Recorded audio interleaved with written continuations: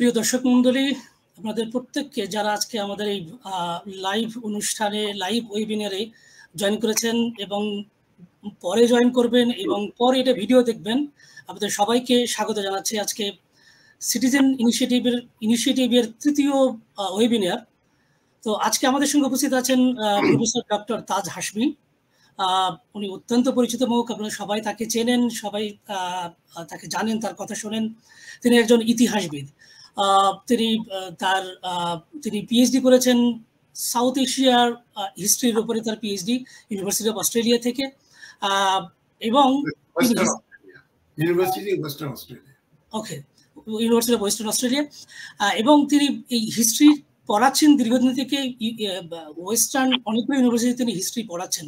So আমরা recent যে ঘটনা, বাংলাদেশের যে স্টুডেন্ট রিভল্ট বলছি, কেউ বলছে স্টুডেন্ট মুভমেন্ট ম্যাসাকার হয়ে গেছে, সো এই বিষয়টা আজকে যেটা করব, আমরা এইটার উপরে আলোচনা করব এবং ইতিহাসের দৃষ্টিতে এই মুভমেন্টটাকে দেখার চেষ্টা করব এবং কিছু কিছু প্রশ্নের উত্তর খোঁজার চেষ্টা করবো। আমরা অনুষ্ঠানটি সাজিয়েছি মূলত দুই ভাগে। প্রথমত দেখবো যে এটার সাথে, ইতিহাসের সাথে এটার সম্পর্ক কিরকম, ইতিহাস কি এটাকে আমাদেরকে কিভাবে পরিচালনা করেছে এই মুভমেন্টটাকে, বা ইতিহাস এটার পিছনে কোনো ঐতিহাসিক কোনো কারণ আছে কিনা সেটা খোঁজার চেষ্টা করব।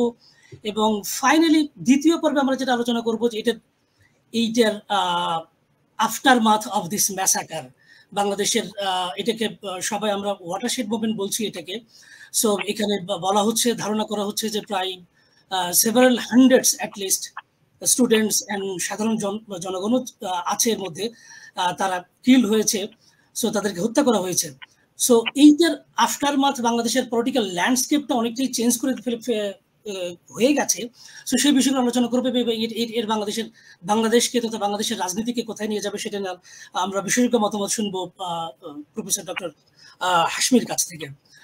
সো আমি প্রথমেই একটা প্রশ্ন দিয়ে শুরু করতে চাচ্ছি, সেটা হলো যে আমরা একটা বিষয়, আমরা মানব সভ্যতা রাষ্ট্র গঠন করে, তার একটা প্রাইমারি পারপাস হলো তার সিটিজেনদের মধ্যে, তার জনগণের মধ্যে জাস্টিস এনশিওর করার জন্য।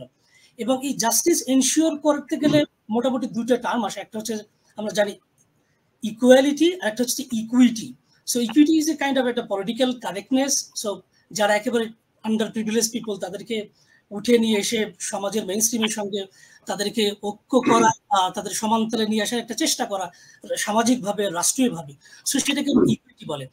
তো আমি একটু জানতে চাচ্ছি যে এই বিষয়টা, বাংলাদেশের যে কোটা সিস্টেম আছে, আপনি দীর্ঘদিন থেকে এটা নিয়ে কাজ করছেন, বাংলাদেশের হিস্ট্রি নিয়ে কাজ করছেন, বাংলাদেশের যে কোটা সিস্টেম যেটা আছে, এটা কি আলটিমেটলি যে একটা রাষ্ট্রের যে পারপাস সার্ভ করার জন্য যে জাস্টিস এনশিওর করার যে কাজ, এটা কি জাস্টিস এনশিওর করছে কিনা?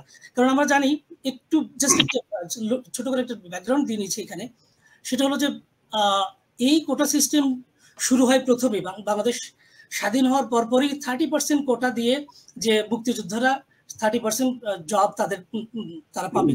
সো আমার কাছে কি এরকম মনে হয় কি, একটু মনে হচ্ছে যে আমি এটা যুদ্ধ করলাম, আমি জয় করেছি, so everything is mine. So এটা কি যে কালচার বাংলাদেশে আছে, বলা হয় যে উইনার টেক্স অল কালচার, আমরা এটাকে বিভিন্নভাবে এটা লেখালেখি শুনেছি, দেখেছি আমার সাংবাদিকতা জীবনে। সো আপনার ধারণা কি যে এই যে কোটা সিস্টেম যেটা আছে, প্রথম প্রশ্নটা হচ্ছে যে এই কোটা সিস্টেম যেটা আছে, এটা কি রাষ্ট্রের যে পারপাস, যে জাস্টিস এনশিওর করার পারপাস, সেটা কি ব্যাহত করছে কিনা? এবং এই কোটা সিস্টেমটা কি প্রথম থেকে যখন শুরু হয়েছে, এটাকে কি বাংলাদেশে এটা উইনার টেক্স অল যে কালচার আছে, এটাকে প্রমোট করেছে কিনা? জি ডক্টর হাশমি। ধন্যবাদ, অনেক ধন্যবাদ। আমি প্রথমে একটা কারেকশন করে দিই। আপনি যেমন বলেছেন যে আমি বিভিন্ন ইউনিভার্সিটিতে হিস্ট্রি পড়াচ্ছি, আমি হিস্ট্রি পড়িয়েছি লাস্ট 2006 সাল পর্যন্ত। তারপর থেকে আমি global security, homeland security, international politics, international cultural anthropology, religion, ইসলাম বিশেষ করে, এগুলো পড়িয়েছি in universities in North America, Asia, অন্যত্র। যাই হোক, তো বাংলাদেশের ব্যাপারে যেটা সবচেয়ে ইম্পর্টেন্ট ব্যাপার, যেটা বাংলাদেশ, এটা বললে অনেকে ভড়কে যাবেন, চেয়ার থেকে পড়ে যাবেন, Bangladesh is a failing state.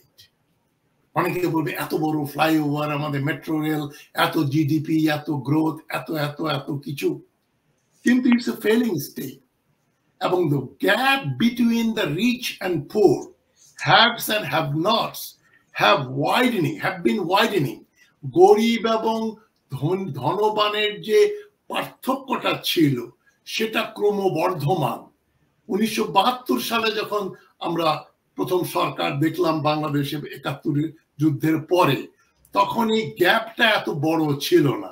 বাংলাদেশে যারা ছিলেন তারা মোটামুটি নিম্নবিত্তের লোক, নিম্ন মধ্যবিত্ত, অতি দুর্বল একটা মধ্যবিত্ত শ্রেণী এবং উঁচু শ্রেণীর লোকজন ওই গুলশান ধানমন্ডি বাড়ি, তখন তো বাড়ি ধারা হয় নাই, গুলশান বনানী ধানমন্ডি আর চিটাগং সিলেট রাজশাহী খুলনায় কয়েকটা শহরে সীমাবদ্ধ ছিল কয়েক হাজার লোক। এখন সে সংখ্যা বৃদ্ধি পেয়েছে কয়েক লক্ষ এবং গরিবের সংখ্যা বৃদ্ধি পেয়েছে বহু বহু বহু কোটি।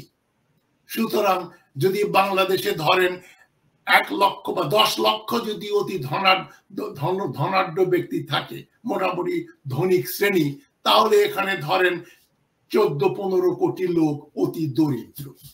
এবং যদিও আমরা কাগজে কলমে বলি দারিদ্র সীমার নিচে বাস করে 18% লোক, তবে ইউরোপের ব্রিটিশ গভর্নমেন্টের একটা সার্ভেতে বেরিয়েছিল যে at least 70% people of Bangladesh live below the poverty line. And poverty line এর যে ডেফিনিশন, যেটাকে কেউ বলছে $2 per day, আমি মনে করি $2 একদিনে $2 পেলে কি কেনা যায় বাংলাদেশে? 240 টাকা যদি আপনি আর্ন করেন, আপনার যদি বাড়িঘর না থাকে, তাহলে আপনাকে সবকিছু কিনে খেতে হবে, বাড়ি ভাড়া দিতে হবে, খাবার কিনে খেতে হবে, চিকিৎসার কথা ভুলেই যান, বাচ্চাদের শিক্ষার কথা ভুলে যান। শিক্ষা এবং চিকিৎসা যে মানুষের মানে ফান্ডামেন্টাল রাইটস এর অংশ, এটা কিন্তু আমরা যখন বলি দারিদ্র সীমার নিচে, মানে কি 2 বেলা ডাল ভাত সবজি খেতে পারলেই মনে করে এরা তো খুব ভালো আছে। মন্ত্রীরা বলে লোকজন রোজ মাংস খাচ্ছে।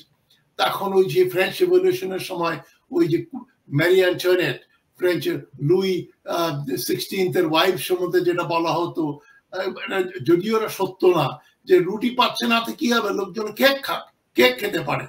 তো এখন ওই ধরনের মনোবৃত্তি আমাদের এই সরকারের মন্ত্রী উচ্চবিত্ত লোকজনের। আপনি ঢাকাতে যে কোনো বিত্তশালী সাবার্বে যান, গুলশান, বাড়িধারা, বনানী, ধানমন্ডি, যেখানেই যান, ওরাও তাদের ড্রাইভার, বুয়া, গার্মেন্ট ফ্যাক্টরি ওয়ার্কার, এদের সম্বন্ধে বলবে, আরে জানেন না ভাই, এরা খুব ভালো আছে, এরা খেয়ে পড়ে ভালো আছে, দেশের জমি কেনে এদের ছেলে মেয়ে চাকরি পড়াশোনা করে, চাকরি করে। এই তো আমার ড্রাইভারের ছেলেকে আমি আমার ভাইয়ের বাড়িতে আবার ড্রাইভার হিসেবে চাকরি দিয়ে দিয়েছি। তার মানে there is zero upward mobility. আপনার বুয়া বা আপনার ড্রাইভার বা আপনার কাজের লোকের ছেলে, ড্রাইভার একজন ইঞ্জিনিয়ার হবে, ডাক্তার হবে, প্রফেশনাল হবে, বিসিএস পরীক্ষা দেবে, এটা বিয়ন্ড দেয়ার ইমাজিনেশন। এবং এটা ভদ্রলোকেরাও চায় না যে ওই ড্রাইভারের ছেলে আবার বিসিএস পরীক্ষা দেবে, ফরেন সার্ভিস পাবে, এটা কি করে হয়। এবং যারা নিম্ন বিত্তবান, তারাও মনে করে যে আল্লাহ তো হাতের 5টা আঙ্গুল সমান করেনি, এই দরিদ্রতা এবং এই না পাওয়ার যে বঞ্চনা, এটাই natural order. They are fatalist, they accept their miserable fate. এটাই হয়েছে আমাদের ব্যাপার। এবং সবচাইতে যে বড় ব্যাপার, বাংলাদেশ সহ মুসলিম বিশ্বের অধিকাংশ দেশ, এক সৌদি আরব এবং আফগানিস্তান ছাড়া সবগুলো দেশ কিন্তু পোস্ট কলোনিয়াল। তারা কারো না কারো উপনিবেশ ছিল। সৌদি আরবও কিন্তু উপনিবেশ ছিল অটোমান সুলতানদের, ক্যালিফেট, যাদেরকে খলিফা বলা হয়, ওসমানী তুর্কদের তারা উপনিবেশ ছিল। এবং একমাত্র আফগানিস্তানকে বলা যায় কোনোদিন তারা পরাধীন হয়নি। তো পোস্ট কলোনিয়াল স্টেটের যে সিনড্রোম, যে সিমটম গুলো, সেটা যে পাকিস্তানের প্রখ্যাত সোশিওলজিস্ট, অ্যানথ্রোপোলজিস্ট হামজা আলাভি, যিনি ম্যানচেস্টার ইউনিভার্সিটির প্রফেসর ছিলেন, তিনি একটা বড় লেখা লিখেছিলেন 1972 সালে। এই যে post colonial state in example দিয়েছেন Pakistan and Bangladesh, and post colonial স্টেটের যে ক্যারেক্টারিস্টিক্স সেটা আমি যদি বলি তাহলে বুঝবেন যে বাংলাদেশ কি অবস্থায় আছে। পোস্ট কলোনিয়াল স্টেটের সরকার যেটা সেটা সবচেয়ে শক্তিশালী, আর যে অঙ্গ সংগঠনগুলো যারা আছে সিভিল সোসাইটি সবচাইতে উইক বা নন এক্সিস্টেন্ট, মানে শিক্ষিত মানুষজন তারা মার্জিনালাইজ। সবচেয়ে পাওয়ারফুল হচ্ছে আর্মি, ব্যুরোক্র্যাট, পলিটিশিয়ানস। এই তিনটা ক্লাস এবং ব্যবসায়ী, এই চারটা ক্লাস বাংলাদেশকে নিয়ন্ত্রণ করে।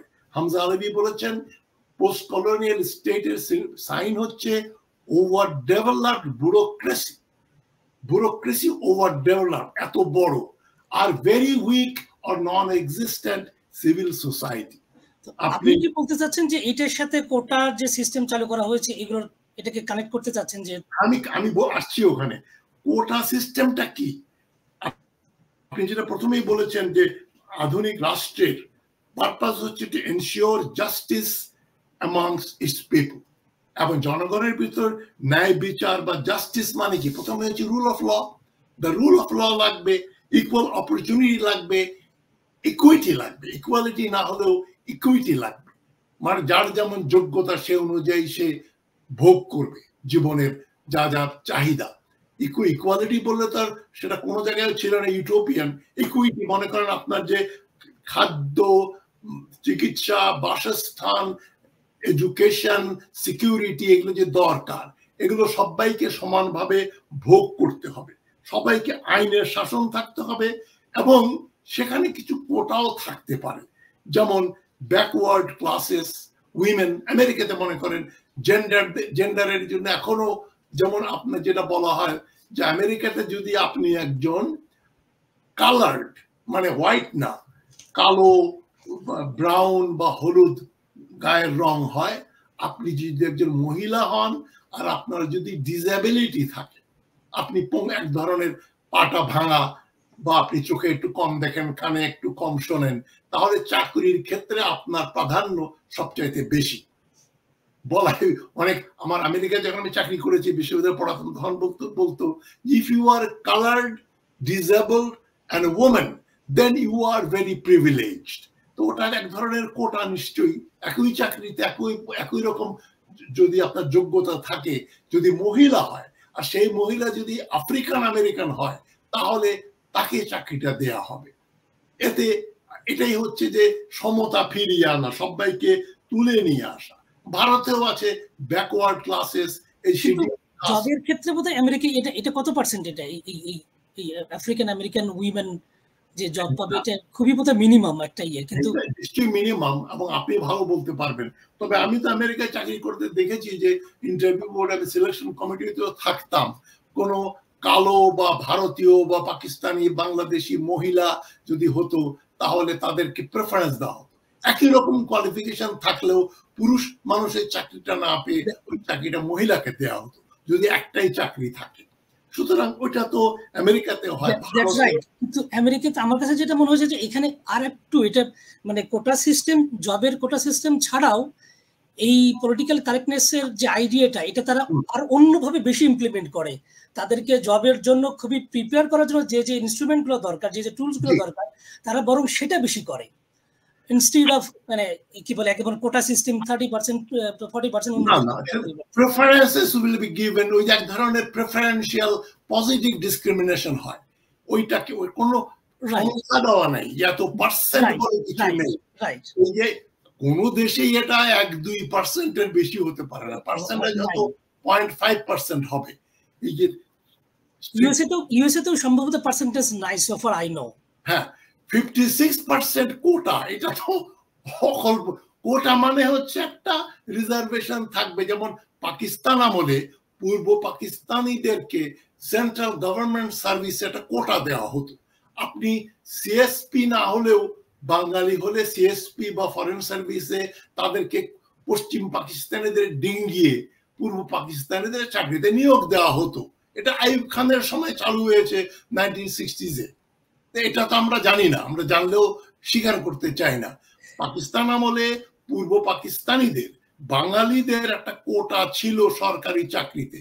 আপনি রিটেনে ভালো না করলেও, ভাইভাতে ভালো না করলেও, আপনি হয়তো ফরেন সার্ভিস পাওয়ার যোগ্য না, আপনি হয়তো পুলিশ সার্ভিস বা ট্যাক্সেশন পাওয়ার লোক, কিন্তু যেহেতু আপনি পূর্ব বাংলার, ইস্ট পাকিস্তানের, আপনাকে ফরেন সার্ভিস বা সিএসপি কোটায় সিএসপি বানিয়ে দেওয়া হতো।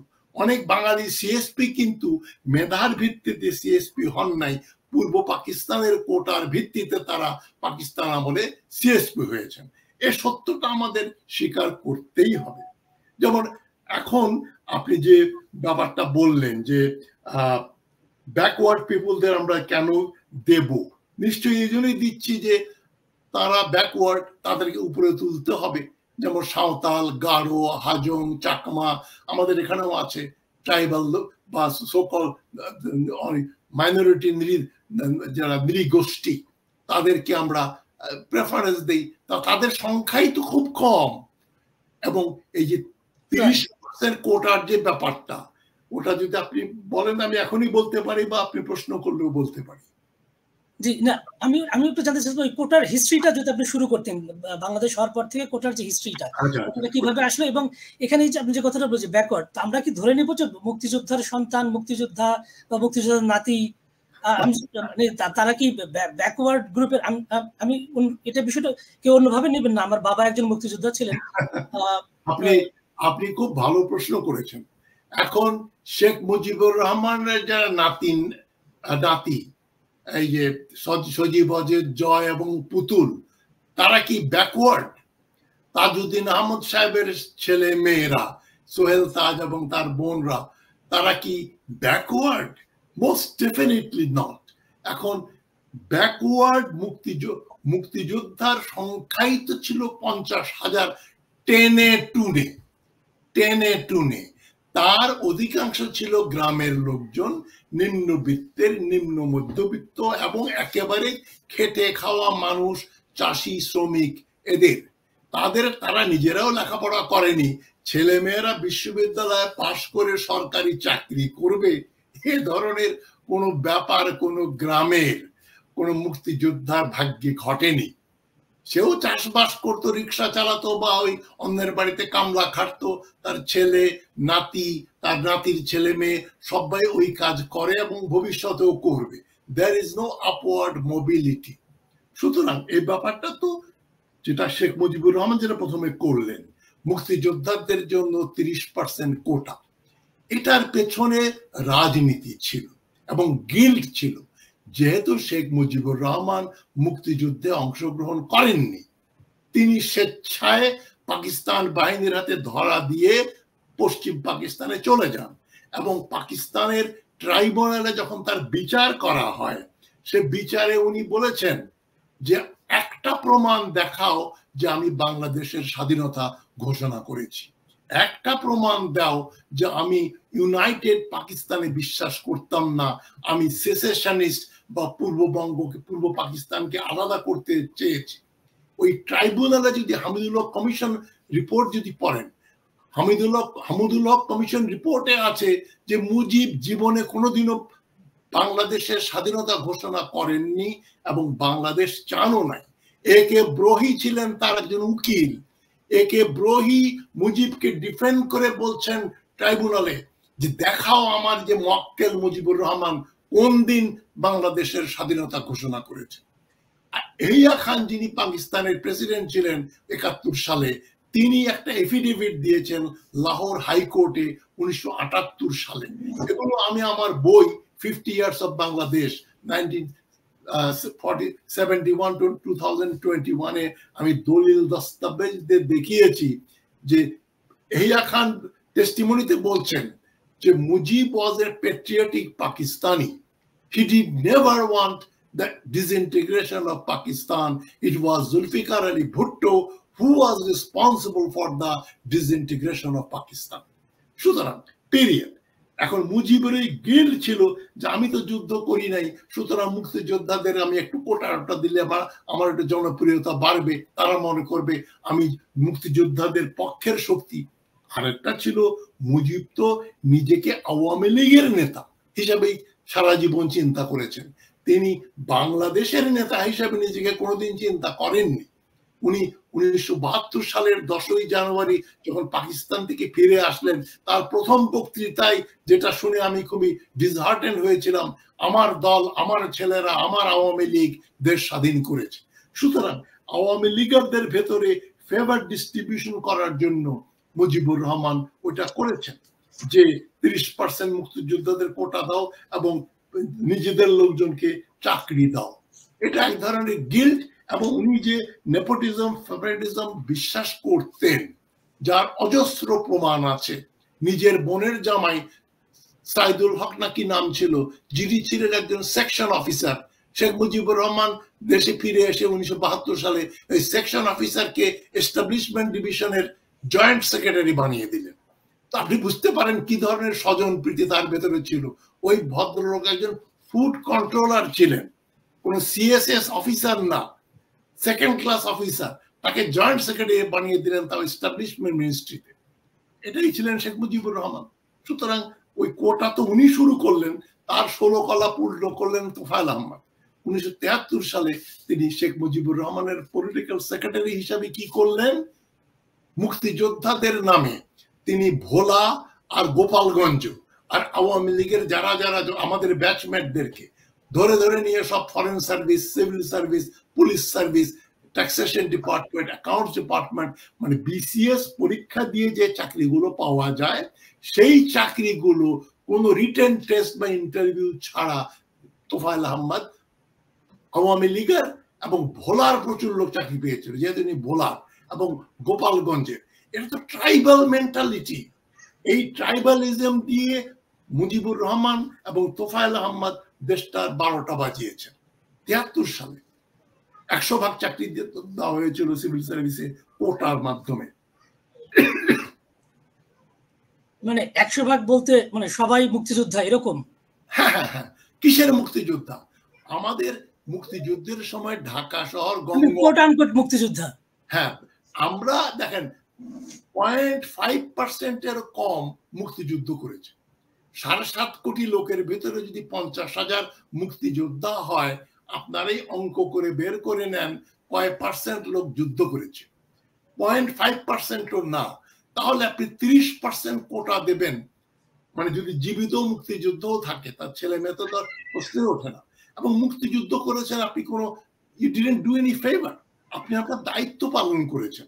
আপনার বাড়িতে ডাকাতি হলে আপনি ডাকাতদের মারবেন, লাঠি সোটা নিয়ে আপনার ভাই মিলে ডাকাতদের মেরে তাড়িয়ে দেওয়ার জন্য যুদ্ধ করবেন। তারপরে কি আসে আপনার মা বাবা ভাই বোনদের বলবেন যে এই দেখো কাল রাতে ডাকাত এসেছিল বাড়িতে, আমরা লাঠি সোটা বন্দুক টন্দুক দিয়ে ডাকাতদের মেরে তাড়িয়ে দিয়েছি, ওরা লুটপাট করতো, তোমাদের ধর্ষণ করতো, সুতরাং এখন থেকে তোমাদের হত্যা করতো, এখন থেকে আমরা মাছের মাথাটা আমরা খাবো, বড় ভালো প্রিভিলেজটা আমরা পাবো, কারণ আমরা তোমাদেরকে ডাকাতদের হাত থেকে বাঁচিয়েছি। মুক্তিযোদ্ধারা তো কোনোদিন বলেননি যে আমাদের প্রিভিলেজ দাও। যারা জেনুইন মুক্তিযুদ্ধ ছিল তারা কোনো সার্টিফিকেটও নেয়নি এবং কোনো সুযোগ সুবিধাও নেয়নি। আমার অনেক বন্ধু বান্ধব মুক্তিযোদ্ধা ছিল, তারা জীবনেও কোনো সার্টিফিকেট নেয়নি এবং এই চাকরি বাকরি নিজেরাই নেয়, অন্য আত্মীয় স্বজনদের দেয়া তো দূরের। মানে কি আপনি বলতে চাচ্ছেন যে এই শেখ মুজিবুর রহমান বা আওয়ামী লীগ তাদের নিজস্ব ইমেজ উদ্ধার করার জন্য এই কাজটা করেছে, অথবা মানে এক ধরনের ওই যে কালচারটা যে আমি আমি আমি এটা করেছি, সো আমি এখন লুটে পুটে খাবো, এরকম কালচার। একটা কোটারি, যেটা বাকশাল করলেন যে উদ্দেশ্যে, একটা কোটারি। মুজিবুর রহমান বাংলাদেশি ন্যাশনালিজম বিশ্বাস করতেন না। উনি বিশ্বাস করতেন যে আমি নেতা, উনি বলতেন যে জাতির নেতা, জাতির পিতা হয়ে মুশকিলে পড়ে গেছি, নইলে লাল ঘোড়া দাবড়ায়া দিতাম। তো উনি তো গণতন্ত্রের গদেও বিশ্বাস করতেন না, এবং অল থ্রু একটা মিডিয়াকার লোক, এবং উনি ফ্লুকে নেতা হয়ে গেছেন। সিরাজুল আলম খান, তাজউদ্দিন আহমদ, এরা না থাকলে বাংলাদেশ হতো না। এবং শেখ মুজিবুর রহমান কোনোদিনও বাংলাদেশের জন্য উনি চেষ্টা করেননি। 1963 সালের পরে, 63 সালে আগরতলা গিয়েছিলেন, নেহরুকে অ্যাপিল করা হয়েছে, নেহরুর কাছে সাহায্য চেয়েছিলেন। নেহরু তখন চীনের সঙ্গে যুদ্ধ করে তারা পর্যদস্ত, বলছে আমি পাকিস্তানের বিরুদ্ধে একটা ফ্রন্ট খুলতে রাজি নই, মুজিবুর রহমান ব্যর্থ মনোর তিনি ভাঙা মনে ফিরে চলে আসেন এবং তারপর থেকে তিনি পূর্ব পাকিস্তানের স্বায়ত্ত শাসনে বিশ্বাস করতেন। 70-এর নির্বাচন জেতার পরে উনি দেখলেন আমি তো হব প্রধানমন্ত্রী, আমি এখন এই পূর্ব পাকিস্তান স্বাধীন করে এই করব কেন, রিস্ক নেব কেন? এখন আমি একটু আপনি একটা খুব গুরুত্বপূর্ণ একটা পয়েন্ট এখানে নিয়ে আসছেন, ট্রাইবালিজম। এটা বেশ আমাদের একাডেমিতেও এটা বেশ খুব আলোচিত ঘটনা। সো আমি এই বিষয়টি একটু করতে চাই, আলোকপাত করতে চাই। আমার কাছে মনে হয়েছে যে আমরা যে ঐতিহাসিকতা খুঁজতে চাচ্ছি আজকের এই ঘটনার সাথে, সেখানে এটার সাথে সম্পর্ক আছে। যেমন আজকের যে মুভমেন্টের কথা বলছি, যে মুভমেন্ট দেখছি, এখানে মূলত দুটো আইডেন্টিটি পলিটিক্স কে বাইনারি বানিয়ে, মানে this R absolutely constitutive rhetoric. এটা কি বলে, কমিউনিকেশন থিওরিতে একটা থিওরি আছে কনস্টিটিউটিভ রেটরিক বলে। পলিটিশিয়ানসরা একটা রেটরিক তৈরি করে তাদের পারপাসটা সার্ভ করার জন্য। সো এখানে যে এই যে আমরা যে আন্দোলনটা যদি দেখি, এখানে একদিকে রাজাকার আর একদিকে মুক্তিযোদ্ধা। সো এই যে দুটো আইডেন্টিটি তৈরি করে সেখানে এই কাইন্ড অফ একটা দুইটা ট্রাইব তৈরি করে, সেই ট্রাইবের মধ্যে এক ধরনের কনফ্লিক্ট তৈরি করে দেয়া হচ্ছে। সো এইটা কি সেই প্রথম থেকেই শুরু হয়েছে কিনা, এবং আপনার কাছে কি মনে হয় যে এই যে ট্রাইবালিজম যেটা শুরু হয়েছে, এইটা কি বর্তমানে এই কনফ্লিক্টের সাথে এটা কিভাবে কানেক্টেড? আপনি এটাকে কিভাবে দেখেন এই জিনিসটা? বাংলাদেশ আইওয়া স্টেট যেটা অথবা উইসকনসিনের সমান একটা এরিয়া প্রায়, যেখানে ওখানে হয়তো লোক সংখ্যা 1 কোটিও না। আইওয়ার পপুলেশন কত হবে? সেখানে আমাদের এখানে 17 কোটি। পৃথিবীর সবচেয়ে ঘনবসতিপূর্ণ একটা ব্যাকওয়ার্ড অ্যাগ্রারিয়ান ল্যান্ড, যেখানে লোকজনের যে শিক্ষার মান অতি নিম্ন মানের। পাকিস্তান আমলে আমরা যখন পড়াশোনা করতাম, ঢাকা বিশ্ববিদ্যালয়, জাহাঙ্গীরনগর, চিটাগং, ঢাকা, এদের একটা মিনিমাম স্ট্যান্ডার্ড ছিল। ভারত উপমহাদেশের সঙ্গে এশিয়ার বিভিন্ন দেশের ছেলেমেয়েরা আমাদের এখানে পড়াশোনা করতে আসতো। এখন ঢাকা বিশ্ববিদ্যালয় পৃথিবীর সেরা 1000 বিশ্ববিদ্যালয়ের মধ্যে একটা না। সুতরাং এই ছোট দেশ, লোক সংখ্যা 17 কোটি, জব অপরচুনিটি খুবই কম, যেটাকে বলা হয় ওই যে একটা ডালিম আর 100 জন রুগী। ডালিম খেলে রোগ সারে বা রোগের পথ্য হিসেবে দেয়। এখন একটা ডালিম তো আপনি 100 লোককে ভাগ করে দিতে পারেন না।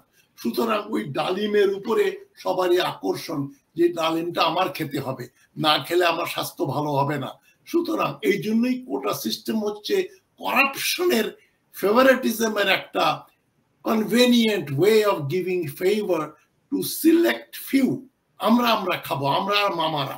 যেভাবে নির্বাচন হলো, যে আমরা আর মামারা, এই যে বিরোধী দল আসছে না, ভালোই হলো, কম্পিটিশন হলো না, আমরাই 300টা সিট ভাগাভাগি করে নিয়ে গেলাম।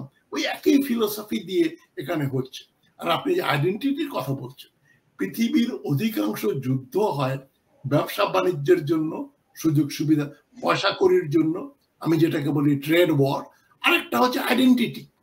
এই আইডেন্টিটি যে আমি বাঙালি না পাঞ্জাবি, এই আইডেন্টিটি ক্রাইসিস বাংলাদেশের 47-এর আগের থেকেই ছিল। আমরা মুসলমান না আমরা বাঙালি, নাকি আমরা আর বিহারি, ইউপি, পাঞ্জাবি সবাই এক? 1947 সালে হিন্দু ভদ্রলোক, হিন্দু জমিদার মহাজনের হাত থেকে বাঁচার জন্য, যেটা আমার পিএইচডি থিসিস, আমরা বাঙালি মুসলমানরা কি করলো, যে না আমরা সবাই মুসলমান, first of all we are Muslims, তারপরে বাঙালি, বিহারি, পাঞ্জাবি, সিন্ধি, গুজরাটি। ওই কথা মেনে নিয়ে তারাই কিন্তু ইনসিস্ট করলেন যে আমরা, অরিজিনাল যে আপনার পাকিস্তান প্রপোজাল, যেটাকে বলা ইকবালের স্বপ্ন, আল্লামা ইকবাল কি বলেছিলেন? উনি তো বলেছেন যে উত্তর পশ্চিম ভারতে মুসলিম অধ্যুষিত এলাকাগুলোতে একটা দেশ হবে, সেটা হবে পাকিস্তান। এই যে বাংলার কথা কিন্তু আসেনি। বাঙালিরাই কিন্তু 1940-এর পর থেকে তারা, ফজলুল হক সাহেব যখন বাংলার মুখ্যমন্ত্রী, তারা বললেন যে না আমরা পশ্চিম পাকিস্তান, উত্তর পশ্চিম ভারত আর পূর্ব বাংলা বা বাংলা নিয়ে একটা দেশ বানাবো। দুটা দেশ হবে কি একটা দেশ হবে, কিন্তু আলাদা দেশের কথা বলা হয়েছে। আইডেন্টিটি ক্রাইসিস তো তখন থেকেই শুরু হলো।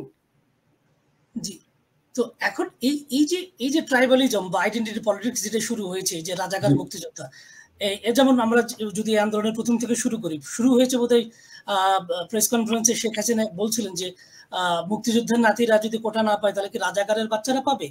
সো এবং এইটার সাথে আমি একটু কানেক্ট করতে চাচ্ছি যে এইটা, এবং আমি যদি এখন বর্তমান যেমন আজকে বা গতকাল রিসেন্টলি একটা তারা আওয়ামী লীগ একটা সিদ্ধান্ত নিয়েছে যে তারা জামাত শিবির ব্যান করবে।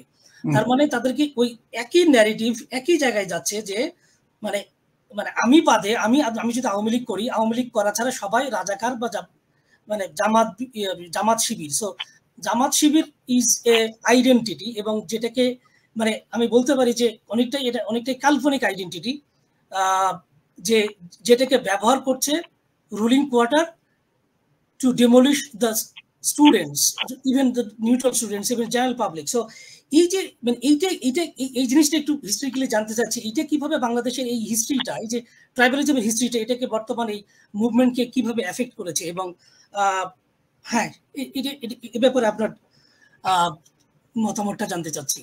দেখেন, বেনেডিক্ট অ্যান্ডারসন, একজন আমেরিকান নামকরা অ্যানথ্রোপোলজিস্ট, তিনি একটা বই লিখেছেন, ইমাজিনড কমিউনিটিজ, কাল্পনিক রাষ্ট্র। কমিউনিটি বলতে সম্প্রদায়, কাল্পনিক সম্প্রদায়। যদি আপনার এটা নাও থেকে থাকে, আপনাকে ইনভেন্ট করতে হবে। 47 সালের এই কাল্পনিক ইমাজিন কমিউনিটি কি ছিল? আমরা সবাই ভারতীয় মুসলমানের বাচ্চা, পাঞ্জাবি, পাঠান, বিহারি, ইউপিওয়ালা, অবাঙ্গালি, বাঙালি, মুসলমান হলেই সে পাকিস্তানের নাগরিক। ওই আইডেন্টিটিটা কি জন্য? হিন্দুরা হচ্ছে কমন এনিমি। আইডেন্টিটি পলিটিক্সের ব্যাপার হচ্ছে একটা কাল্পনিক ভাবে আপনারা নিজেদেরকে এক গোত্রের, এক জাতির লোক মনে করবেন, এবং একটা শত্রু থাকতে হবে, কমন এনিমি থাকতে হবে। That common enemy up to 1947 was Hindu. পার্টিশনের পরে হিন্দু মুসলিম দাঙ্গা হয়েছে, হিন্দুদের জমি জমা বাড়ি ঘর দখল করে বাঙালি মুসলমান অগ্রণী ভূমিকা পালন করে হিন্দুদের বাড়ি ঘর দখল করেছে। এই যতগুলো জেলা শহর ছিল আগে, 20টা জেলা ধরেন, এই 20টা জেলার এবং যে মহকুমা মিলে যে 64টা যত দালান বাড়ি ছিল, তার 99.9% ছিল হিন্দুদের, হয় জমিদার, নইলে ডাক্তার, নইলে উকিল, নইলে ব্যবসায়ী। মুসলমানদের বাড়িঘর ছিল টিনের বাড়ি অথবা বাঁশ বা ছনের বাড়ি। দালান বাড়ি কিন্তু ছিল হিন্দুদের, ওগুলো তারা ছেড়ে চলে গেল পশ্চিমবঙ্গে বা আগরতলা, তাড়িয়ে দেওয়া হলো নামমাত্রা জমিতে, ওদের দামে ওদের জমি জমা কিনে নেওয়া হলো। এটা এক ধরনের কি বলেন, এনফোর্সড মাইগ্রেশন, ওদেরকে জোর করে তাড়িয়ে দেওয়া হলো এবং মারামারি করে। এরপরে হলো কি, বাঙালি 47-এর পরে দেখলো আরে আমরা তো মেজরিটি, আমাদের কিছু নাই, ঢাকা শহর একটা ঘুমন্ত শহর, আর সবকিছু পশ্চিম পাকিস্তানে। তারা এটা দেখলো না যে পশ্চিম পাকিস্তানে তো 47-এর আগেই লাহোর, করাচি, সিয়ালকোট, রাওয়ালপিন্ডি, পেশাওয়ার, কোয়েটা, এগুলো বড় বড় আরবান সেন্টার ছিল, ব্যবসা বাণিজ্য ছিল, বন্দর ছিল, করাচি বন্দর। এবং পাকিস্তান হবার পরে ভারত থেকে মুসলমান বিত্তশালী লোকেরা, ব্যবসায়ীরা, আদমজি, বাওয়ানি, সাহেগাল, এরা কি করলো? সব পশ্চিম পাকিস্তানে চলে গেল। এবং পশ্চিম পাকিস্তানে যে হিন্দু এবং শিখ যারা ব্যবসায়ী ছিল, বড় লোক ছিল, তারা পাঞ্জাব থেকে এবং সিন্ধু থেকে তারা মার খেয়ে তারা 47-এর পরে ভারতে চলে গেল। এবং পাকিস্তানে একটা শক্তিশালী মিডল ক্লাস ছিল, আপার ক্লাস ছিল। পাঞ্জাবে প্রচুর মুসলমান বড় বড় জমিদার ছিল। আর বাংলাদেশে গুনলে আপনি 10 জন মুসলমান জমিদার পাবেন না, 300-400 জন হিন্দু জমিদার, 8-10 জন মুসলমান বড় ওই তালুকদার বা জোতদার, ওরা নিজেদেরকে জমিদার বলতো। এক ঢাকার নওয়াব ফ্যামিলি, করটিয়ার জমিদার, আর মানিকগঞ্জের ওই যে কি জায়গাটার নাম, মানিকগঞ্জের ওখানে যে। আপনি বলতে চাচ্ছেন যে এই ট্রাইবালিজমটার ঐতিহাসিকভাবে আছে মানুষের মধ্যে? আমি আসছি ওখানে। তো মানে অল্প সংখ্যক বিত্তবান মুসলমান ছিলেন 47-এ। ঢাকা ইউনিভার্সিটির অধিকাংশ প্রায় সব শিক্ষক ছিলেন হিন্দু, অধিকাংশ ছাত্র ছিলেন হিন্দু 47-এর 14ই আগস্ট পর্যন্ত। ফলে কলেজের শিক্ষকরা ঢাকা বিশ্ববিদ্যালয়ের শিক্ষক হয়ে গেলেন। তখন রাজশাহী চট্টগ্রাম বিশ্ববিদ্যালয় ছিল না, জাহাঙ্গীরনগর ছিল না। সুতরাং এরপরে দেখলো যে পশ্চিম পাকিস্তানে সবকিছু নিয়ে যায়, আর পূর্ব পাকিস্তানে যে ক্যাপিটালিস্ট ক্লাস ছিল তারা ছিল হিন্দু। সেই হিন্দুরা জমিদার এবং বড় বড় লয়ার এবং ব্যবসায়ীরা টাকা পয়সা সোনা দানা নিয়ে কলকাতা চলে গেল। ফলে there was a flight of capital from East Pakistan to India. আর পশ্চিম পাকিস্তানে একটা ইনজেকশন অফ ক্যাপিটাল হলো এই বোম্বে, কলকাতা, দিল্লি, মাদ্রাজের মুসলমান বড় বড় লোকেরা, আইসিএস অফিসার। 47 সালে পাকিস্তানে 100-র উপর আইসিএস অফিসার ছিল, আমাদের পূর্ব পাকিস্তানে একজনও ছিল না। কিন্তু দেখা গেল পূর্ব পাকিস্তানে বললো আরে ওরা উর্দু ভাষা চাপিয়ে দিতে চায়, এটা জিন্না সাহেবের ভুল ছিল। আর সর্বত্র দেখি পাঞ্জাবি আর ইউপিওয়ালা উর্দু স্পিকিং। তখনই ক্রমান্বয়ে দাঁড়া বাঁধলো যে বাঙালি ভার্সেস অবাঙালি, এবং এটার পেছনে ইন্ধন জোগালো ভারতীয় কমিউনিস্ট পার্টি এবং কংগ্রেস পার্টি এবং হিন্দু নেতৃবৃন্দ, যারা পার্টিশনটাকে মেনে নেয়নি। ফলে 47-এর পরে দ্বন্দ্বটা হয়ে গেল কি হিন্দু মুসলমান না, ওটা 1950-এর দিকে শেষ হয়ে গেল। 50-এর পরে 52-র পর তো বিশেষ করে ওটা হয়ে গেল বাঙালি অবাঙালি, এবং ওই ভিত্তিতেই কিন্তু বাংলাদেশ হলো। এখন বাংলাদেশ হওয়ার পরে না আছে হিন্দু না আছে অবাঙালি, তাহলে আপনি ভাগ করবেন কি করে? ভাগ না করে তো রুল করতে পারবেন, ডিভাইড এন্ড রুল করতে হবে। সুতরাং আমরা মুক্তিযোদ্ধা আর অমুক্তিযোদ্ধা, এই মুক্তিযোদ্ধা রাজাকার এই বাইনারিটা চলে আসলো 72 সালে। এই লোকজনকে ধরে ধরে বিচার করা, হত্যা, অনেক লোককে তো বিনা বিচারে। বাইনারিটা তৈরির পিছনে কাদের হাত বেশি, কারাই বাইনারিটা করেছে বলে? বাঙালি রাইজিং মিডল ক্লাস যারা এই বঞ্চিত ছিল, হিন্দুদের দ্বারা একবার বঞ্চিত হয়েছে 200 বছর, তারপরে পাঞ্জাবি ইউপিওয়ালা এদের কাছে বঞ্চিত হয়েছে 24 বছর। সুতরাং এরা এখন বলছে এটা আমাদের গোল্ডেন অপরচুনিটি, আমরা মুক্তিযোদ্ধা বা বাঙালি। বাঙালি বলতে আপনিও বাঙালি আমিও বাঙালি, সুতরাং আমি হচ্ছে মুক্তিযোদ্ধা বাঙালি। এই মুক্তিযোদ্ধাদের সুযোগ সুবিধা দিতে হবে, যেটা শেখ মুজিবুর রহমান দিলেন, তোফায়েল আহমদও দিলেন। জি জি হলো। জি ডক্টর হাশমি, আমাদের হাতে সময়, আমরা অলমোস্ট প্রায় 40 মিনিট 35 মিনিট কথা 40 মিনিট কথা হয়েছে। আমরা 1 ঘন্টার মধ্যে শেষ করার চিন্তা ভাবনা করছি। শেষের 10 মিনিট আমরা প্রশ্নোত্তর পর্ব রেখেছি। যারা আমাদের দর্শক মন্ডলী আছেন তারা প্রশ্ন করবেন এবং আমরা সেই প্রশ্নের উত্তর দেওয়ার চেষ্টা করব। সো মুভিং ফরওয়ার্ড, মানে বাংলাদেশকে যদি if you are to we want Bangladesh to go forward, এখানে আমাদের কি করণীয় আছে? এখানে একটা জিনিস মনে করতে চাই যে আমরা মালয়েশিয়ার তৎকালীন prime minister doctor Mahathir Mohamad একবার যখন বাংলাদেশে ভিজিট করতে আসছিলেন, তখন সাংবাদিক মুন্নি শাহ তাকে একটা ইন্টারভিউ করেছিলেন। সেখানে তখন এই প্রশ্নটা তাকে করেছিলেন যে ডক্টর মাহাথির মোহাম্মদকে প্রশ্ন করেছিলেন যে বাংলাদেশের জন্য আপনার সাজেশনটা কি, বাংলাদেশ কিভাবে এগোতে পারে? তখন ডক্টর মাহাথির মোহাম্মদ একটা উত্তর দিলেন যে এরকম ভাবে যে বাংলাদেশকে অতীতমুখিতা থেকে বের হয়ে এসে সামনের দিকে they look forward rather than looking back. So এই যে এখন মুভিং ফরওয়ার্ড, এই যে ট্রাইবালিজম আমরা ফেস করছি, সেখান থেকে আপনি কি বলবেন এই বাংলাদেশকে মুভ ফরওয়ার্ড করার জন্য, যাতে political conflicts and all this things এখান থেকে বেরিয়ে এসে বাংলাদেশকে সত্যিকার অর্থে একটা ইকুয়ালিটেরিয়ান সোসাইটি তৈরি করার জন্য আপনি কি বলবেন, কি করা উচিত বলে মনে হয়? দেখেন, আমি তো ইতিহাসের ছাত্র, বললে আবার মনে করবে যে উনি ইতিহাসের বায়াস। আমি মনে করি ইতিহাস না জানলে, বিশেষ করে নিজের দেশের ইতিহাস যে জানে না, সে প্রায় অশিক্ষিত। এবং আমি আমেরিকাতে পড়িয়েছি 11 বছর, অস্ট্রেলিয়ায় পড়িয়েছি, সিঙ্গাপুরে পড়িয়েছি।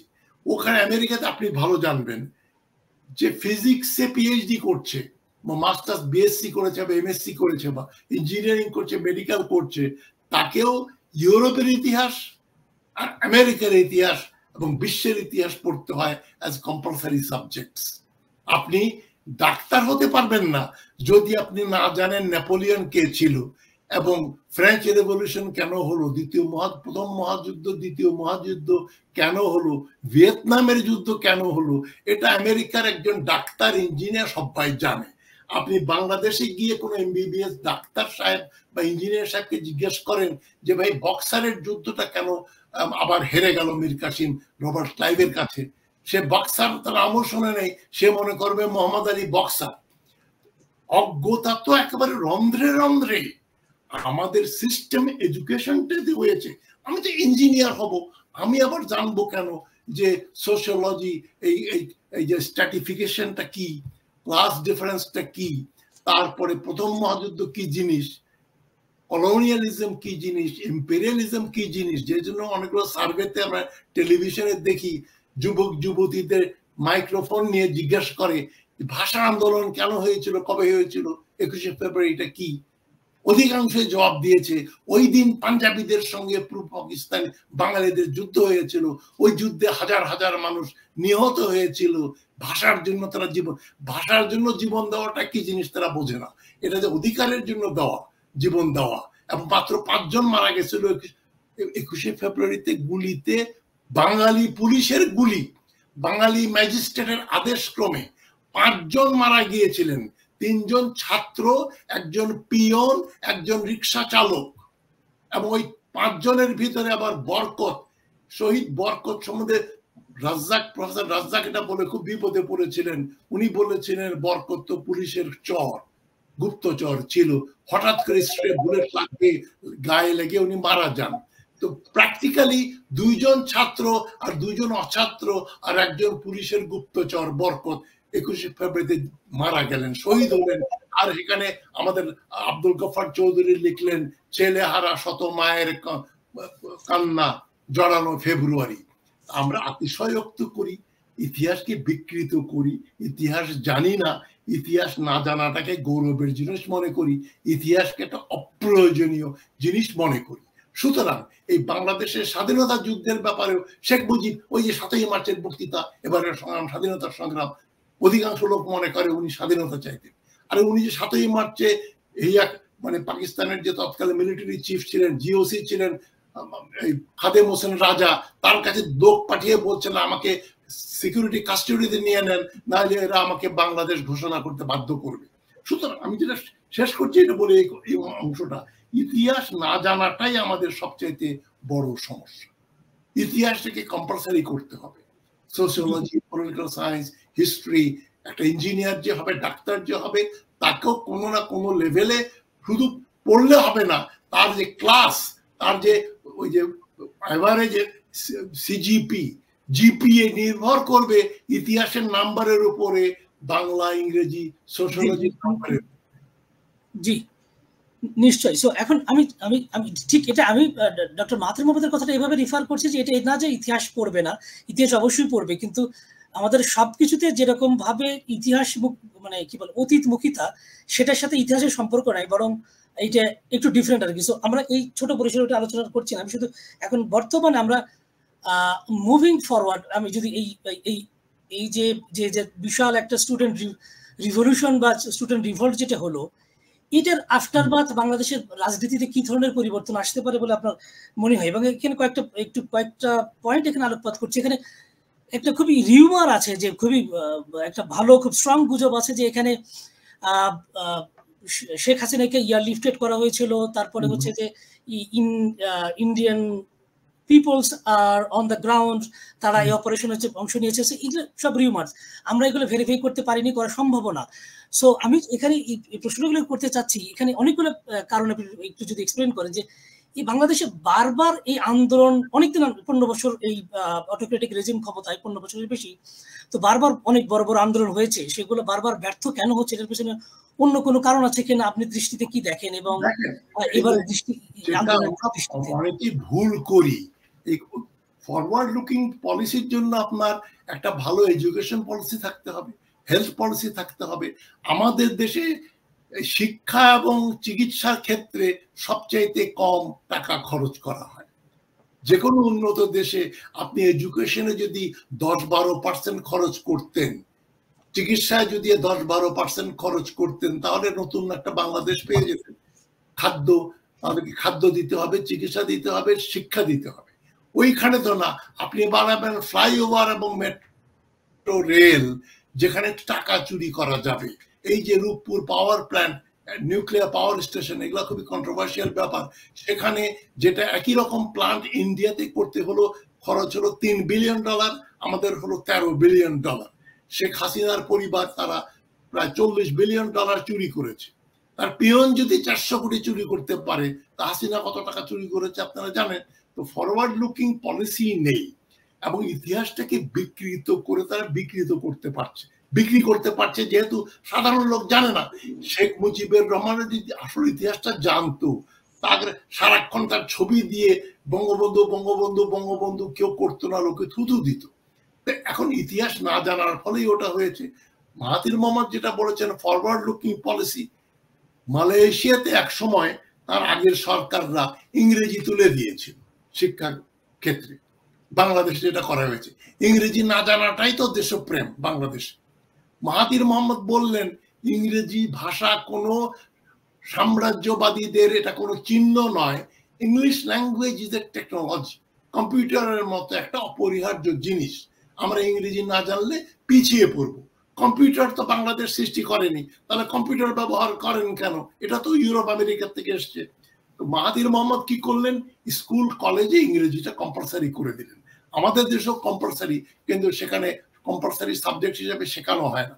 2 বছরে যেখানে একটা ভাষা শেখা যায়, আমাদের ছেলে মেয়েরা 12 বছর পরেও ইংরেজি জানে না। এটা একটা ব্যাপার। ইংরেজিটা একটা উন্নত ভাষা যদি আপনি না জানেন, হয় ইংরেজি নাহলে ফ্রেঞ্চ, নাহলে জার্মান, নাহলে রাশিয়ান, নাহলে ম্যান্ডারিন বা জাপানিজ বা কোরিয়ান, এই কয়েকটা ভাষার একটা ভাষা যদি আপনি না জানেন, একটাও যদি না জানেন, আমি তাকেও বলবো অশিক্ষিত ব্যক্তি। এখন অশিক্ষিত ব্যক্তি দিয়ে উনি বাংলা জানেন আর কিছু জানেন না, যে ভাষায় কোনো বিষয়ে বাংলা সাহিত্য ছাড়া আর কোনো বিষয়ই বাংলা মাধ্যমে কোনো পড়াশোনা করা অসম্ভব ব্যাপার। এটা বললে আবার আমাকে বলবেন তুমি বেটা কলোনিয়াল দালাল। এই মনে করেন সমাজ বিজ্ঞান বা জার্নালিজম পড়ছেন আপনি, অর্থনীতি, ফিজিক্স, কেমিস্ট্রি, ইঞ্জিনিয়ারিং, বাংলা বই দিয়ে আপনি পড়বেন, আপনি বলবেন বাংলা বই ট্রান্সলেট করবো। আর যত একটা বই ট্রান্সলেট করতে 4-5 বছর লাগবে, কয়েক লক্ষ লোক ট্রান্সলেটার লাগবে, সেটা কি আমাদের আছে? ভারত কেন ইংরেজির উপর জোর দেয়? পাকিস্তান কেন ইংরেজি মাধ্যমে পড়ে? শ্রীলঙ্কা কেন ইংরেজি মাধ্যমে পড়া, ইংরেজি বই পুস্তক পড়ে? সুতরাং এই যে আমরা ফরওয়ার্ড লুকিং হব, আমাদের এডুকেশন পলিসিটাকে ঢেলে সাজাতে হবে।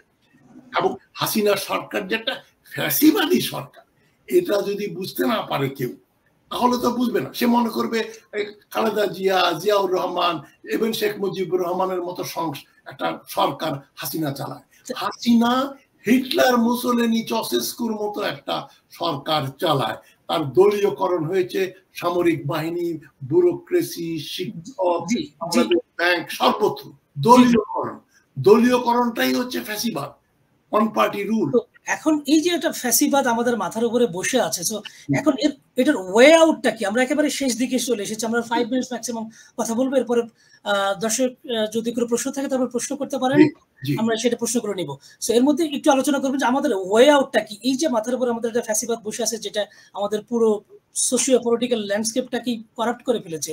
সো সেই জায়গা থেকে এখন আমাদের ওয়ে আউটটা কি? বাংলাদেশের পলিটিশিয়ানদের ব্যর্থতা, তারপরে বাংলাদেশের মিডিয়া কিরকম রোল প্লে করছে, বা এখানে এক্সটার্নাল কোনো ফোর্সেস এখানে আছে কিনা, সো এই সব মিলিয়ে ওয়ে আউটটা কি এই ফ্যাসিজমের? ওয়ে আউটটা হচ্ছে করাপশন ফ্রি সোসাইটি তৈরি করা, the rule of law. Corrupt লোককে, যেমন হাসিনা বললো আমার পিয়ন 400 কোটি টাকা চুরি করেছিল, তাকে আমি বের করে দিয়েছি। 400 কোটি টাকা যে পিয়ন চুরি করেছিল তাকে তো যাবজ্জীবন কারাদণ্ড দেওয়া উচিত ছিল, সেটা হয়নি। বেনজির আহমদ এত টাকা চুরি করে চলে গেল, পালিয়ে গেল। আজিজ আহমদ চুরি করে পালিয়ে গেল। হাজার হাজার হাজার হাজার সরকারি কর্মচারী, সবগুলো military general, brigadier and above, 1 star থেকে 4 স্টার যত জেনারেল আছে, আপনি চোখ বন্ধ করে বলতে পারেন এরা সব আওয়ামী এজেন্ট। আওয়ামী এজেন্ট, এদের বাংলাদেশে বেঁচে থাকার বা টিকে থাকার কোনো অধিকার নেই। তো ওইটা যদি আপনি গলাটা যদি বদলান, আপনাকে এডুকেশন উপর জোর দিতে হবে, হেলথ কেয়ারে জোর দিতে হবে, রুল অফ ল। এই যে যারা চুরি করেছে তাদেরকে আপনার করতে হবে, এই শাস্তি দিতে হবে। একজনকে কে করবে? এখন তো নিজেই তারাই তো ক্ষমতায় বসে আছে। সেই না, আমাদের এভারেজ লোক যে দেশে বলা হয় চুরি বিদ্যা বড় বিদ্যা যদি না বড় ধরা, সেই দেশে চুরি দূর করবেন কি করে? আমরা যেহেতু 1000 বছর বিদেশি শাসন দ্বারা শাসিত হয়েছি, এই যে সেই সেন আমল থেকে শুরু করে 47 পর্যন্ত, হয় আমরা সেন, নাহলে দিল্লি সুলতান, নাহলে মোগলস, নাহলে ইংরেজ, আর এদের দ্বারা শাসিত হয়েছি। ফলে রাষ্ট্রের সঙ্গে জনগণের সম্পর্ক গড়ে ওঠে নাই। রাষ্ট্র হচ্ছে খাজনা আদায় করে, শুধু রাষ্ট্রের মাল চুরি করো, সরকারি মাল দরিয়ামের ডাল, এই হচ্ছে ফিলসফি ভারতবর্ষে, পাকিস্তানে, বাংলাদেশে। সেখানে রাষ্ট্রের ট্যাক্স না দেওয়াটাই হচ্ছে কৃতিত্ব, আপনার কাস্টমস ডিউটি না দেওয়াটাই হচ্ছে বাপের বেটার মতো কাজ।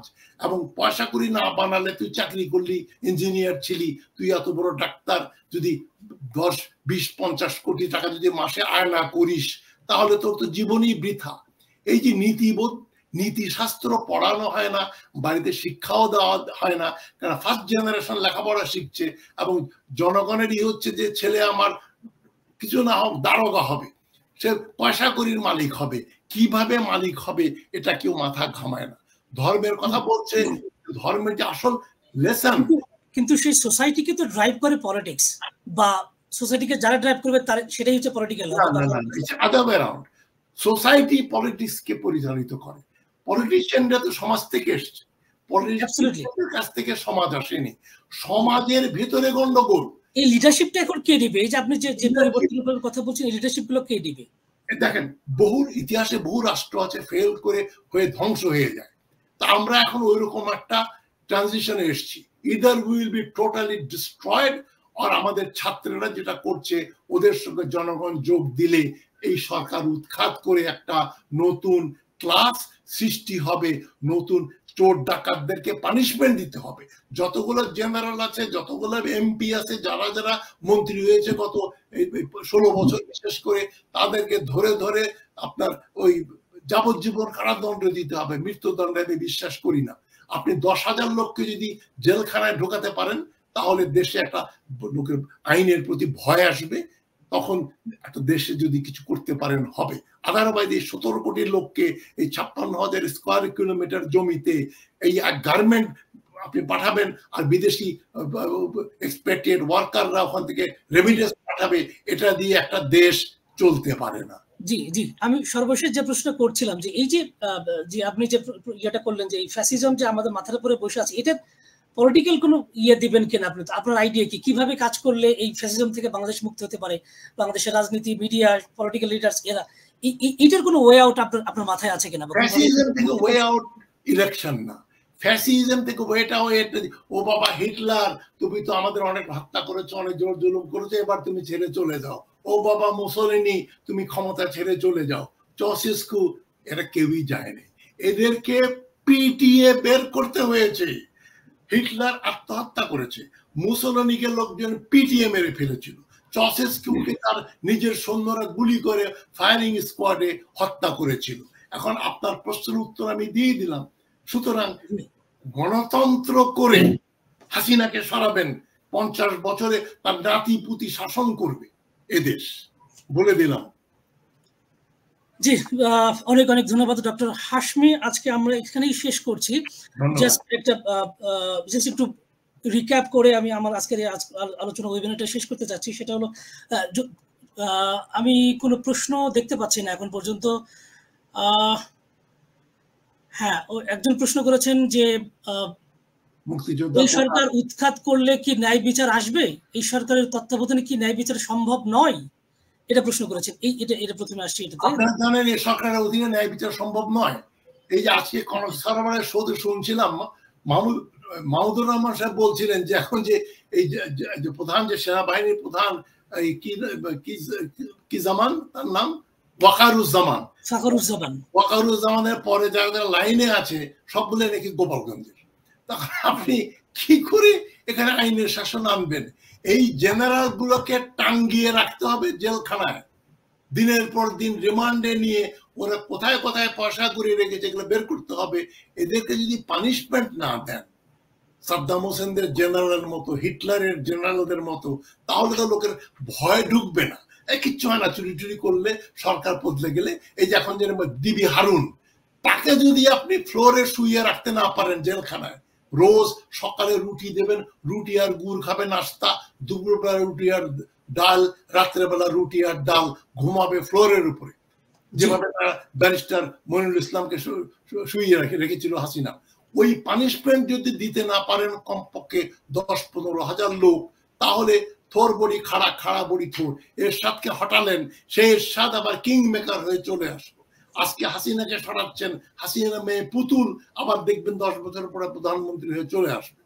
সুতরাং ওইটা যেন না হয় সেই ব্যবস্থা করতে হবে জনগণকে। পার্মানেন্ট সলিউশন দরকার। বারবার আন্দোলন হবে, সরকার বদলাবে, আবার ঘুরে ফিরে ওইখানে চলে যাব, তা তো হয় না।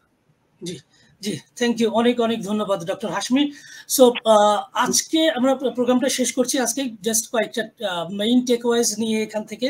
প্রথমত ডক্টর হাশমি যেটা বলতে চেয়েছেন যে যে বাংলাদেশে যে কোটা সিস্টেম প্রবর্তিত হয়েছে, এটা মূলত বাংলাদেশের kind of winner takes all, অথবা বাংলা ভাষায় যদি বলি যে খাই খাই রাজনীতির জায়গা থেকে তারা এটা করেছে, এবং এইটা একটা রাষ্ট্রের যে primary purpose to serve justice amongst it's people, সেটা সার্ভ করে না, এটা বরং উল্টোটা। সো সেটা একটা বিষয়। দ্বিতীয় সবচেয়ে গুরুত্বপূর্ণ যেটা বিষয়, সেটা হলো যে এই আজকের যে রাজনীতি, বাংলাদেশের যে বাইনারি, এটা মূলত এই যে বাংলাদেশের যে পলিটিক্যাল কনফ্লিক্ট, এটা মূলত ট্রাইবালিজম অথবা আইডেন্টিটি পলিটিক্সের কারণে এখানে এসেছি আমরা। এখান থেকে উদ্ধার পাওয়া যাবে কিভাবে, সেটা ঠিক সঠিকভাবে আমরাও জানি না কে এখান থেকে উদ্ধার করবে আমাদেরকে। আর বর্তমান সময় উনি বলেছেন যে আমাদের মাথার উপরে একটা ফ্যাসিজম আছে, এবং এই ফ্যাসিজমকে আমরা ডেমোক্রেটিক ওয়েতে তাকে সরানো সম্ভব না। একমাত্র বোধহয় উনি বলতে চাইছেন যে গণ অভ্যুত্থানই একমাত্র এটার সমাধান। সো এবং তারপর পরে আমাদেরকে রাষ্ট্র সংস্কারের কাজে যেতে হবে এই ট্রাইবালিজম থেকে বের হওয়ার জন্য, এই তারপর সমাজে জাস্টিস এনশিওর করার জন্য, অর্থাৎ একটা ইকুইটারিয়ান একটা ডেমোক্রেটিক সোসাইটি প্রতিষ্ঠা করার জন্য। একটা প্রশ্ন এসেছে, একজন বললেন যে রাজনৈতিক নেতৃত্ব তৈরি হবে কি করে? নেতা তো মাটির থেকেও জন্ম হয়, যে লিডারশিপ দিয়ে জন্ম হচ্ছে না, সে ব্যাপারে কি বলবেন? লিডারশিপ জন্ম হবে ভালো লোক হলে তার নেতা ভালো হয়। যারা জেনে শুনে চোর ডাকাতদেরকে ভোট দেয়, রওশন এরশাদকে লোকে ভোট দেয়, তার এরশাদের ভাইকে লোকে ভোট দেয়, জাতীয় পার্টির লোকজন এরশাদের নিগৃহীত লোকজন এরশাদকে লোকে ভোট দেয়, যে সমাজে চোর এবং ভালো মানুষের মধ্যে পার্থক্য নির্ণয় করে না, তারা কালেকটিভলি রেসপন্সিবল, তারা হাসিনা এবং এরশাদের মতো শাসক পাওয়ার যোগ্য। এবং আমি যেটা মনে করি, ডেমোক্রেসি এবং স্টেট, রাষ্ট্র এবং গণতন্ত্রের সঙ্গে বাঙালিদের বাংলাদেশিদের একেবারে দূরের কোনো সম্পর্কও নেই। গণতন্ত্রের জন্য প্রথমে যেটা দরকার, আত্মসম্মান বোধ। আমি আগে নিজেকে সম্মান করব, আপনাকে সম্মান করব, আপনি আমাকে সম্মান করবেন। আমি আপনাকে বিশ্বাস করব, আপনি আমাকে বিশ্বাস করবেন। এই যে ফ্রান্সিস ফুকুয়ামা একটা বই লিখেছেন 400 পৃষ্ঠার, ট্রাস্ট, বইয়ের নাম হচ্ছে ট্রাস্ট। উনি বলছেন যে বিশ্বাস ছাড়া গণতন্ত্র চলে না। আমাদের এখানে এই যে ইউটিউবে আমি কোনো কথা বললেই ওরা বলে আপনি গুজব রটাচ্ছেন, সত্য কথা বললে তার পছন্দ না হলেই বলবে ফালতু কথা। তার যে ভাষায়, আমি দেখেন আমার বয়স এই সেপ্টেম্বরে 77 বছর হবে, আমাকে ইউটিউবে ফেসবুকে যে অশ্রাব্য ভাষায় গালাগাল করে দর্শক শ্রোতা, দ্বিমত পোষণ না করে আমাকে গাল দেয়, এটা যে সমাজে ওই ধরনের লোক বাস করে তারা গণতন্ত্র আনতে পারে না। ফরিদ জাকারিয়া বলেছিলেন লিবারাল ডেমোক্রেসি ইলিবারাল ডেমোক্রেসি দুটো সম্পর্ক, বই আছে তার। লিবারাল ডেমোক্রেসির জন্য লিবারাল মানুষ দরকার, ইলিবারাল মানুষ লিবারাল ডেমোক্রেসি চালাতে পারে। এখানে আরেকটা কাছাকাছি আরেকটা প্রশ্ন এসেছে যে এই যে বর্তমান যে ছাত্র আন্দোলন যেটা শুরু হয়েছে, সেটা তো অরাজনৈতিক ভাবেই মানে একদম অরিজিনালি অর্গানিক ভাবে গড়ে উঠেছে। পরে এখন এই আন্দোলনে অন্যান্য রাজনৈতিক দলগুলোর অংশগ্রহণ কি ছাত্র আন্দোলনের স্পিরিটের বিপরীত হবে বলে আপনি মনে করেন কিনা, প্রশ্ন করেছেন মোহাম্মদ হাসানুল হক। হাসানুল হক সাহেব, অরাজনৈতিক বলে কিছু নেই, জীবনের সবকিছুই রাজনৈতিক। চাল ডাল তেলের দাম, বাড়ি ভাড়া, রিক্সা ভাড়া, গাড়ি ভাড়া, আপনার নিরাপত্তাহীনতা, আপনার চিকিৎসার অপ্রতুলতা বা প্রতুলতা, শিক্ষার অভাব বা শিক্ষার প্রাচুর্য সবকিছুই রাজনৈতিক। সুতরাং দেশে রাজনৈতিক সংকট চলছে, চালের দাম, তেলের দাম, মাছের দাম, মুরগির দাম, ইলিশ মাছের দাম, সবকিছুর দাম জনগণের ক্রয় শক্তির বাইরে। যাদের বয়স এখন 50-60 বছর, 50 বছর, তাদের স্মৃতিতে আছে যে তারা এক সময় ইলিশ মাছ খেতেন, গরুর মাংস খেতেন, খাসির মাংস খেতেন, এখন গত 15-20 বছর খেতে পারেন না। তাদের কি খাসির মাংস, গরুর মাংস খেতে ইচ্ছা করে না? করে। সুতরাং এই যে কোটা বিরোধী আন্দোলন, এটা কিসের জন্য? চাকরি বাকরি 100% কোটা কিন্তু আছে। আপনি রিটেনে পাস করলে আপনার চাকরি হবে না, আপনাকে ভাইভাতে পাস করতে হবে। ভাইভাতে যাওয়ার আগে আপনার পুলিশ ইনকোয়ারি হবে, পুলিশ ভেরিফিকেশনে তারা জেনে যাবে যে আপনি আওয়ামী লীগ করেন না বিএনপি করেন না জামাত করেন না আওয়ামী লীগ বিরোধী। আওয়ামী লীগ বিরোধী হলে, জামাত বিএনপি হলে জীবনে আপনার চাকরি হবে না। এখন রাজনৈতিক দলগুলো এরকম একটা আন্দোলনের সুযোগ পেয়েছে, তারা করবে। কারণ দেশে কোনো রাজনৈতিক দল নেই। যারা বড় বড় রাজনৈতিক দল তারা সরকারের কেনা গোলাম, হয় ভারতের দালাল অথবা ভারত হাসিনার কালেকটিভলি দালাল। যাদেরকে গ্রেপ্তার করা হয়, এখন দেখা যাচ্ছে টর্চার করা হয়েছে। আমি তো সন্দেহ করি যে এদেরকে আসলে পুলিশ কোনো অত্যাচার করেনি, টেলিভিশনের সামনে দেখাচ্ছে যাতে ভবিষ্যতে এদেরকে লোকে মনে করে এরা আওয়ামী বিরোধী। এটার সাথে একটা কানেক্টেড একটা প্রশ্ন আসছে যে শক্তিশালী বিরোধী দল নেই দেশে, সো এটার কোনো পার্মানেন্ট সলিউশন কি হবে? আগে বিরোধী দলের নেতাদের বের করে দেন। বিএনপি বলেন, যে কোনো দল বলেন, তাদের ভেতরে কোনো নির্বাচন নেই। একটা নির্বাচন হারার পরে আইন করে দেন যে মির্জা ফখরুল ইসলাম, আপনি 2018 নির্বাচনে হেরে গেছেন, আপনার তো ওই দিনই রিজাইন করার কথা। 24-এও হেরেছেন, তারপরে রিজাইন করছেন না। কেন করছেন না ভাই? আপনাদের যারা যারা পার্টির যারা সেক্রেটারি, প্রেসিডেন্ট, ধরেন একটা ডাইনেস্টিক পলিটিক্স চলছে বাংলাদেশে, একদিকে শেখ আরেকদিকে জিয়া। এখন খালেদা জিয়া এবং শেখ হাসিনা থাকলেন, খালেদা জিয়ার বদলে তারেক রহমান, কিন্তু পার্টির যারা অন্য vice president, secretary general, joint secretary, তারা বদলাবে না কেন? একজন 75 বছর, 80 বছর, 90 বছর বয়স হবে, উনি তখনও পার্টির সেক্রেটারি। আপনি বিএনপির দলে গিয়ে দেখেন না, এক একজন 20 বছর, 25 বছর, 30 বছর পদ দখল করে বসে আছেন, এবং তাদের ব্যাংক অ্যাকাউন্ট দেখেন না কেন? কয়জন কত টাকার থেকে কত টাকার মালিক হয়েছে? তাদের অনেককে তো আমি চিনি, কত 50 বছর থেকে চিনি। একেবারেই নিম্ন মধ্যবিত্ত শ্রেণীর লোকজন। এই ছাত্র নেতা মনে করেন 90-এর এরশাদ বিরোধী আন্দোলন করলো, এখন নাকি সেই ছাত্র নেতা ঢাকা শহরে 15-20টা অ্যাপার্টমেন্ট ব্লক বিল্ডিং। তো এগুলোর দিকে তাকান। আমাদের কালচারটা চেঞ্জ করতে হবে। আপনি বলবেন না, লোকটা কিন্তু খুব যোগ্য, চোর হলেও কিন্তু খুব ভালো। আরে চোর আবার ভালো হয় কি করে রে? চোরের তো শাস্তি হচ্ছে জেলখানা, তাকে তুই এমপি বানাবি কেন? যে না, এলাকার কাজ করেছে। এরশাদ খারাপ হলে কি হবে? দেশের জন্য কাজ করেছে। আরে এলাকায় রংপুরে রাস্তাঘাট করেছে, সেজন্য রংপুরের লোক তাকে ভোট দেবে। এটা ট্রাইবালিজম। এই সমাজ এখনো ডেমোক্রেসির জন্য তৈরি না। এদের আরো 100 বছর, 200 বছর লাগবে গণতান্ত্রিক হতে। যেখানে বেনেভলেন্ট ডিক্টেটরশিপ দরকার, যারা ডান দিকের থেকে বাম দিকে গেলে মার এবং ফাইন, সিঙ্গাপুরে যেটা লি কুয়ান ইউ করেছিল, সেরকম একটা সরকার দরকার। দক্ষিণ কোরিয়া পার্ক চুং-হি, সিঙ্গাপুরে লি কুয়ান ইউ, জাপানে মেজি রেস্টোরেশন, ওইরকম একটা ব্যাপার। বিলাতে ডেমোক্রেসি এসছে 500 বছর সংগ্রাম করার পরে। সুতরাং আমাদেরকে ডেমোক্রেসির জন্য আমরা এখনো তৈরি হইনি। কারণ আমি আপনাকে বিশ্বাস করি না, আপনি আমাকে বিশ্বাস করেন না। বিশ্বাস না করলে, ট্রাস্ট না করলে, রেসপেক্ট না করলে ডেমোক্রেসি চলে না। জি জি, অনেক অনেক ধন্যবাদ ডক্টর হাশমি। আমরা প্রধান কিছু টেক অ্যাওয়াইজ আমরা আগেই বলেছি, সর্বশেষ যে আলোচনাগুলো একটু ছোট্ট করে বলি, সেটা হলো ডক্টর হাশমি যেটা বলতে চেয়েছেন যে education is the first, so educating the society as a whole. So এবং সেই প্রত্যাশা ব্যক্ত করা ছাড়া আমাদের হাতে কিছু করার নেই এই মুহূর্তে। সো সেই প্রত্যাশা ব্যক্ত করছি যে বাংলাদেশ একদিন এই ফ্যাসিজমের হাত থেকে রক্ষা পাবে, এবং তারপরে একটা রাষ্ট্র সংস্কারের জন্য প্রধান এডুকেশন সিস্টেম পরিবর্তন হবে, এবং মানুষকে এডুকেট করা হবে ডেমোক্রেসির জন্য, একটা ইকুয়ালিটারিয়ান সোসাইটির জন্য।